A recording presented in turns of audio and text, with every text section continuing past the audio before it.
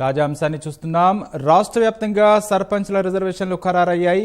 ఇక దీనికి సంబంధించి మరింత తాజా సమాచారాన్ని మా ప్రతినిధి రఘువర్ధన్ అడిగి తెలుసుకుందాం.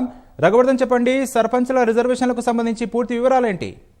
రాష్ట్రంలోని మొత్తం 12,751 గ్రామ పంచాయతీల సర్పంచ్ పదవుల రిజర్వేషన్లను పంచాయతీరాజ్ శాఖ ఖరారు చేసింది. జిల్లాల వారీగా ఆయా సర్పంచ్ పదవులను రిజర్వేషన్ చేశారు. మొత్తం రాష్ట్రంలోని 12,751 గ్రామ పంచాయతీల్లో షెడ్యూల్డ్ ప్రాంతంలో ఉన్న 1,281 పంచాయతీలు పూర్తిగా ఎస్టీలకి రిజర్వ్ అవుతాయి. ఇందులో 641 మహిళలకు ఉంటాయి, మిగతా 640 జనరల్ గా ఉంటాయి.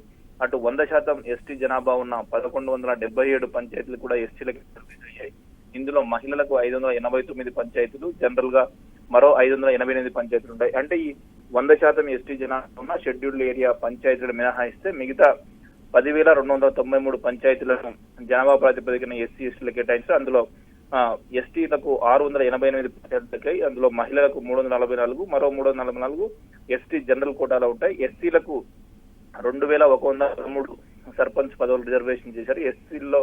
ఎస్సీ మహిళకు 1,057 పంచాయతీలు, ఎస్సీ జనరల్ 1,056 పంచాయతీలు ఉన్నాయి.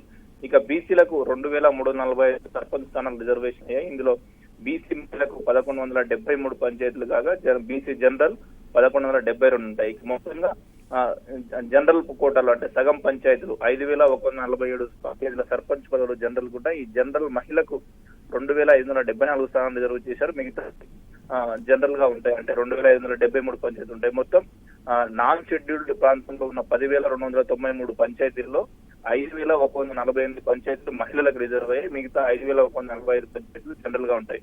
మొత్తం రాష్ట్ర వ్యాప్తంగా ఉన్న 12,751 పంచాయతీల్లో సగానికి అంటే 6,378 మహిళలకు రిజర్వ్ చేశారు. మిగతా 6,378 పంచాయతీలు జనరల్ కోటాలు ఉంటాయి. మొత్తంగా రాష్ట్ర 30 జిల్లాలకు సంబంధించి అంటే హైదరాబాద్ మినహా మిగతా 30 జిల్లాల్లో ఉన్న పంచాయతీలకు సంబంధించి ఆయా జిల్లాల్లో ఉన్న షెడ్యూల్డ్ పంచాయతీలు, 100% ఎస్టీ జనాభా ఉన్న పంచాయతీలు, వీటితో పాటు మిగతా ఉన్న వాటికి సంబంధించి కూడా ఎస్సీ ఎస్టీలకు బీసీలకు ఎన్ని సర్పంచ్ పదవులు దక్కుతాయి, అందులో మహిళలకు ఎన్ని సర్పంచ్లు ఉంటాయి, జనరల్ కోటాలు ఎన్ని ఉంటాయి, వీటన్నిటికి సంబంధించి మొత్తం వివరాలను పంచాయతీరాజ్ శాఖ ప్రకటించింది. వీటన్నింటినీ ఆయా జిల్లాలకు ప్రకటించారు. ఇక తదుపరి జిల్లాల నుంచి మండలాల వారీగా పంచాయతీ స్థానాల రిజర్వేషన్లు ప్రకటించడంతో పాటు ఏ పంచాయతీ ఏ కేటగిరీకి వెళ్తున్న విషయాన్ని కూడా అధికారికంగా ఖరారు చేస్తారు. ఖరారు చేసి వాటన్నింటినీ రాష్ట్ర ఎన్నికల సంఘానికి అందిస్తారు. ఎన్నికల సంఘం ఈ నెలాఖరులో రిజర్వేషన్లకు సంబంధించిన పూర్తి వివరాలు అందిస్తే ఎన్నికల సంఘం ఆ వెంటనే ఎన్నికల నోటిఫికేషన్ ఇచ్చేందుకు సిద్ధమవుతుంది. రాకేష్, ధన్యవాదాలు రఘువర్ధన్.